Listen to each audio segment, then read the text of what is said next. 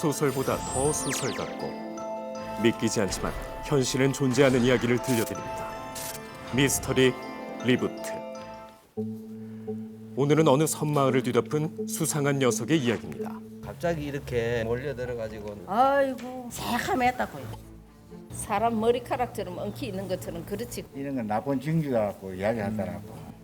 수백 마리, 수천 마리. 수천 마리. 왜 이런 게 우여왔지? 통영 끝자락의 작은 섬 용호도. 이곳에 기묘한 일이 일어났다는데 항구에 발을 디디자마자 누군가 따라오라고 합니다. 바다야 저 새끼 보라게 가서 보라니까. 바다야. 요 안에? 어 저거 봐. 그거. 다 고기야. 근데 고기야 이거 일개야. 고기 아닙니까? 밑에 오, 이거 시커먼 야야야, 이거 고기요 이거? 뭐죠? 바다를 새까맣게 물들이고 있는 기묘한 녀석. 가만히 보니 전부 물고기입니다. 엄청난 양의 물고기가 뭉텅이로 몰려 새까만 띠를 이루고 있는 건데요. 빽빽하네요. 수를 가늠키도 힘든 수천 수만 마리의 물고기 떼가 푸르른 바다 아래 그림자를 들이운 듯 있었습니다. 어휴, 물반 고기반이네. 처음 보는 기상천외한 풍경에 한평생 바다만 보고 산 주민들도 입이 벌어진다는데요. 이게 무슨 고기예요? 정어리라든지 정어리? 정어리. 장관을 이룬 물고기 떼의 정체는 바로 정어리였습니다. 작은 몸을 한데 뭉쳐 거대한 군집으로 유영하는 정어리들이 이곳 용호도에 검디검은 물결을 일으킨 셈이었죠. 이게 어디까지 이렇게 있는 거예요 이게? 바다 오면 요건데 구석에 물 색깔이 새카만 데니까 이것대요. 그런데 이 정어리 떼들은 한 군데에서만 보이는 게 아니었습니다. 여기저기 다르네요. 마치 섬의 외곽을 둘러싸기라도 한 듯 마을 앞바다 구석구석에서 뭉텅이째 발견되고 있었는데요. 그물로 잡고 또 잡아봐도 마르지 않는 샘처럼 계속해서 솟아나는 의문의 정어리.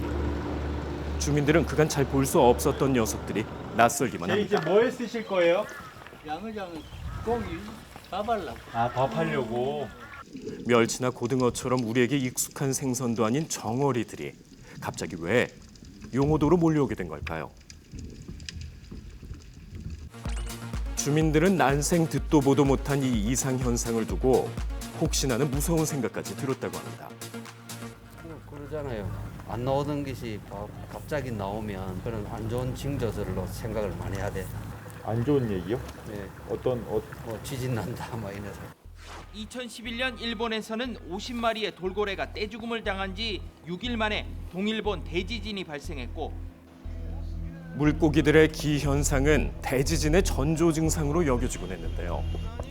용호도의 정어리도 불길한 징조로 봐야 하는 건 아닐지 서둘러 전문가에게 물었습니다. 그런 사례들은 우리나라는 아니더라도 다른 나라에는 굉장히 많은 사례들이 있어요. 그런 것들은 충분히 가능성이 있는 걸로 알려져 있는데 통영 근처에서 최근에 뭐 지진이 많거나 특별한 현상이 있는 건 아니거든요. 용호도에 머물고 있는 이 정어리 떼에겐 지진 전조와는 거리가 먼 특이점도 있었습니다. 처음에는 신기해가지고 막 바다 쳐보고 막 이래 했는데 이제는 뭐 오랫동안 안 가고 있으니까 그게. 한 달 정도 돼서 한 달 정도. 한 달이요? 예. 정어리 떼가 머문 지도 어느덧 한 달. 이 기간 동안 인근 지역에 작은 지진 소식도 없었는데요.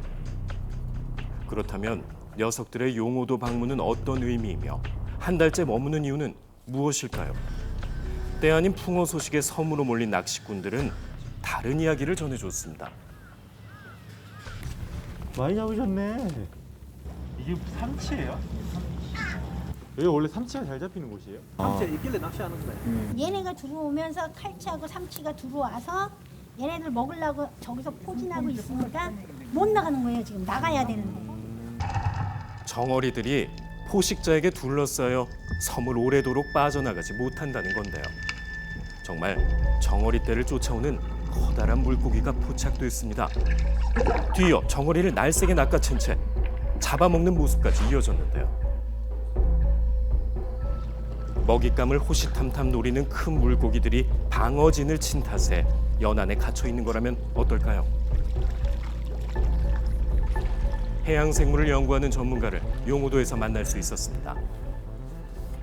이 정도 양이면은 포식자는 별로 문제가 안 되죠. 삼치나 제빵 같은 건데 그걸 먹으러 와도 그대로 있잖아요. 도망 안 가고 이게 와도 이렇게 많은 때가 들어가면은 그 포식자도 다 먹어 치우지를 못해요. 이 정도 양이면은 같이 있는 건 맞는데 저 포식자 때문에 같이 있는 건 아니다 이 말이죠.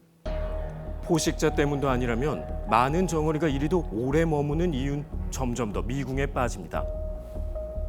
가장 최근에 우리나라는 이제 1980년대 후반에서 90년대 초반에 정어리가 굉장히 많이 잡혀가지고 60년에서 또 뭐 짧게는 40년 정도 주기로 해가지고 확 잡혔다가 사라졌다가 또 60년 만에 또 지나면 또 확 나타났다가 그러는데 어종이 교대되면서 정어리의 양이 급증하고 또 급감하는 주기가 반복되는데 80년대 이후 개체수가 다시 폭발하는 시기를 맞은 겁니다. 부산과 통영 앞바다에서 이 정어리떼가 잇따라 목격되고 있습니다. 해운대 해수욕장에서도 수십 미터의 정어리떼가 발견되는가 하면 남해안을 중심으로 정어리떼가 줄을 이룹니다. 그야말로 정어리 풍년을 맞은 이유는 개체수 폭증에 있었던 거죠. 만약에 이것들도 여기서 죽는다면 악취가 무섭게 이제 나겠지. 이 동네 안에서 죽으면. 대단한 걱정이지. 냄새 맡기고 죽으면 우리가 쳐야 되는 게네. 용호도와 멀리 떨어져 있지 않은 마산만에서 정어리 떼죽음 사건이 일어나 모두를 충격에 빠뜨린 게 얼마 전 일입니다. 수거한 폐사체만 해도 200톤이 넘어 주민들은 고통에 시달려야만 했는데요. 정어리 떼 악몽이 용호도에서 또 일어나진 않을까요?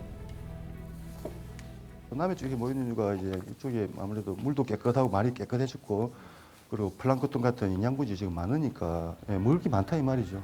자연적인 요인에 의해서 떼죽음을 당할 일은 없고. 용호도엔 하루에 2번씩 만조와 간조가 찾아와 해수 소통이 원활하다는데요. 맑고 깨끗한 물엔 정어리의 먹이가 되는 플랑크톤이 많기도 하죠. 또 용존 산소도 높아 몰려다니는 정어리에겐 안성맞춤인 곳이 되고 말았습니다. 이대로 정어린 용호도의 자리를 잡는 걸까요? 뭐 크게 걱정하실 필요는 없습니다. 왜냐하면은 정어리가 이제 아일도 요정이기 때문에 물이 차가워지면 앞으로 겨울이 오면은 앞으로 한 달 이내에는 아마 남쪽으로 내려가기 때문에 물방 보기반이 되는 경우를 우리가 평생 보기도 힘든데 이번에 처음 보잖아요. 예, 좀 긍정적으로 좋은 현상으로 봐주시면 되겠습니다. 예. 그 어느 곳보다 푸르른 섬마을이 만들어낸 정어리 미스터리. 40년 만에 돌아온 정어리를 위해 마을을 더 깨끗이 지켜줘야겠습니다.